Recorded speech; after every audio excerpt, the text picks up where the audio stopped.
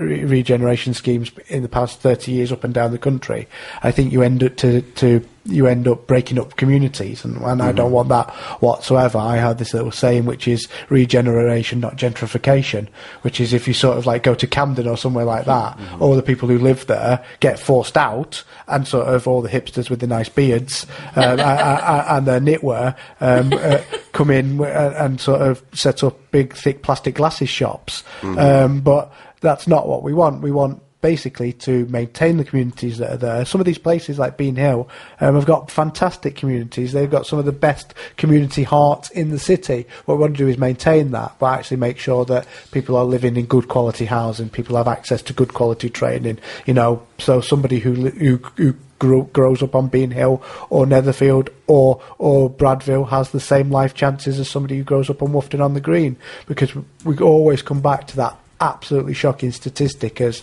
just over there, if you grow up on Bean Hill or Netherfield, your average life expectancy is 14 years less than if you grow up on Woughton on the Green. So it's a shocking statistic for a city that is not 50 years. That kebab van's got You've had it, mate. It's an absolutely shocking statistic for a city that isn't 50 years old. And again, it's a challenge back to those people that say Milton Keynes is perfect, we shouldn't do anything with it. Actually, if it is perfect, how have we ended up in a situation where the place where you are born, if you are born in one low-income area, the only thing that separates Woughton on the Green from places like Netherfield and Tinkers Bridge is a 60-metre grid road, and yet if you live on one side, statistical probability is you will live 14 years longer. It's outrageous. So we need to tackle those sorts of things, but we need to do it in a way where the council doesn't say this is what's happening, like Big Brother and like those terrible schemes in the 1970s where people were put in big high-rises. We don't want that. We want community-led regeneration, and we want communities to have a proper say in how that regeneration. How quick is this going to happen? It's like my brother lives on Netherfield, Tony lives on Bean Hill, and it's not going. It's a 10-year program. 10-year program, and each estate will be taken in phases. So, I don't know because it hasn't been decided. But say Bean Hill is first. Bean Hill we would start on Bean Hill. We would work with the community. We would work with great people and move forward. And then, as that starts to progress, we would start another scheme. I don't know if you know, Peter. I'm pretty sure in saying that these houses were built for 10 years. We're talking about two very, very large housing estates that were primarily built for 10 years because there was a building shortage. We could go down that road, but basically there was a national brick shortage and a building shortage of materials. The old MK Development Corporation had thousands of people move into the city because they'd lured them out and they didn't have the right materials to build there. So they built them saying, and it's going to come on to my next question as well, because they were council rented, so therefore they would replace these estates in due course with more rent. But of course, a certain Maggie Thatcher came along, biggest rock and roll swindler of all time, in my opinion, sold the council off. So that makes your life really extremely difficult, because at Netherfield you've got a mix, and Bean Hill, I know it, you can tell by just walking around, you've got a mixture of private ownership and rented ownership. So can you do the next door up that's got council house that's got things falling off of it? Because it will have. I mean, the houses by right shouldn't really be even standing. And does there come a point? So can you do individually houses and leave the private houses out, or do you have to go and do them all? Let me then just finish. No, go with that one then. I think it's really complicated because we don't have individual plans for those estates. Those plans will be worked on with the community, where the community thinks that some rebuild is necessary, and actually we've made a provision, and we're going to make a provision on Monday that for all social housing we will replace one-to-one. What we will not do is allow a body or a corporation to come in, grab the land, and basically for hundreds of council houses then replace one house with. Fantastic. But there needs to be a different model of, there needs to be some social housing, there needs to be some social rent housing, there needs to be some social housing that you can buy but on the long term, not at a massive discount.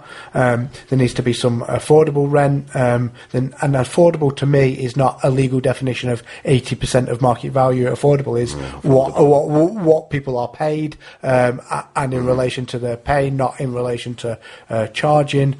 Things like shared ownership and rent to buy and private ownership. And so if there are sort of a blocks of four where there's one private ownership and there's 3 in public, or vice versa, we will use those mechanisms as we come along to them. But there's no hard and fast big regeneration scheme. I think the hard and fast things are principles, and those principles come back to the people, place and prosperity. It's all about those communities, it's all about working with those communities, it's all about making sure that we're not just knocking down houses and rebuilding them for different people. It's about keeping those communities together, but also making sure that as we are regenerating, it's not just about physical regeneration, it's about social regeneration as well. So, you know, a lot of people on those estates didn't have access to the greatest schools when they were at school. They perhaps didn't stay in school. So it's about making sure that people have access to good training, excellent skills, and be able to go out and get jobs that pay well. Will councils ever be in a position to build council houses on a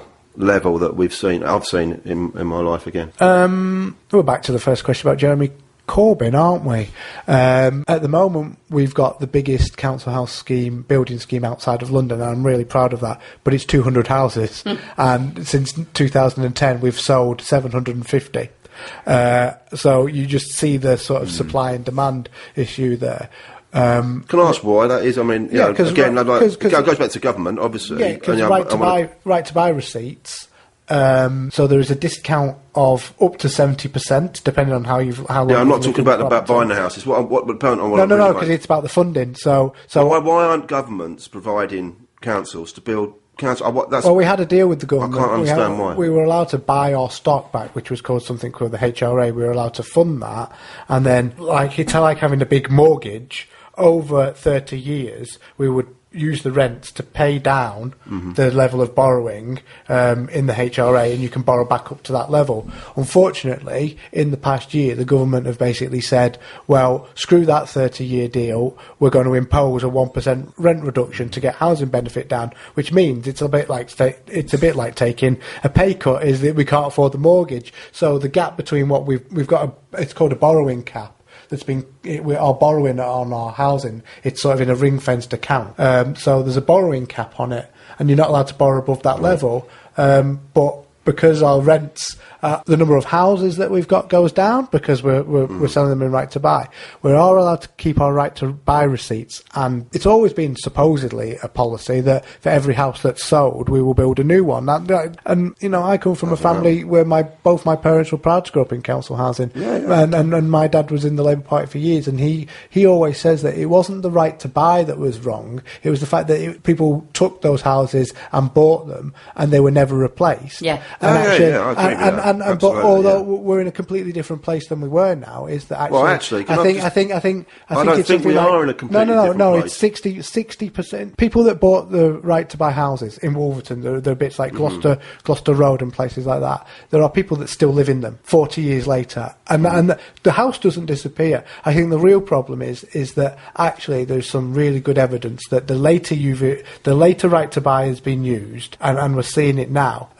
Actually, it gets sold pretty quickly. So I think it's something like 60% of houses that have been sold under right to buy in the last 10 years are now in the private rented sector. So people use their right to buy, they use that massive discount, and then basically they sell it onto a private landlord. They make a big profit out of it, and then the landlord starts charging market rents, and that's sort of like £1,000 a month now on some estates. So you've gone from having a social rent of £300 to a market rent of £1,000, cost the taxpayer, maybe 70 or 80 grand because it's been sold at a 30% discount, and then as a council we get to keep 30% of the 30% to build a new house. So if a house is worth 100 grand, say on Netherfield, and so you can get a discount of up to 70%, so it could be sold for 30 grand, and then the council gets to keep 30% of that, so we get to keep 10 grand, and then there's an added interesting little law that we have to spend that within 2 years, or we get to give it back to government. So basically, it's a mess. Yeah. What point I want to make here, Peter, and I make it round to the room. It's impossible for councils to build. They can't build it. And what I find really frustrating is that I see this country in the same position as it was in 1967 when Milton Keynes was decided to be built, because there's overcrowding in the major cities. There's people living in not good conditions in small rooms, families in rooms. But the government of that day took a decision to go and alleviate that problem of the people who are electing them and build a new city. What I can't what I can't understand as a simple man is that we are in exactly the same situation again 50 years on, but no one, and you answered the question great, but there's no real, the government are not taking the initiative to build affordable rents again, whether it's shared ownership or it's, the council system was broken by the time I think housing was getting sold. People weren't paying their rents. I know people didn't pay their rent. It was quite funny. They thought it was funny at the time, but now you look back and thinking no. And you have got unscrupulous private landlords charging exorbitant rents. The country, it's gone in a weird shame as Milton Keynes is coming up to its 50th anniversary. The country is in exactly the same situation. At the same time, you've got good landlords doing good things, and I think you can tar everybody with the same brush. What we need, really, and all parties, whether they're Tories or Labour or whether it was the coalition, have let people down on housing over the past probably 50 years, actually, other than in Milton Keynes. Because actually some of the rubbish that they threw up in the 1970s and they were having to replace now is going to cost a fortune. What my view is that we need a good housing mix. And I always say it's not about sort of buying a house or selling a house or living in a house. It's about a home, actually. And lots of people don't care about how much their house is worth.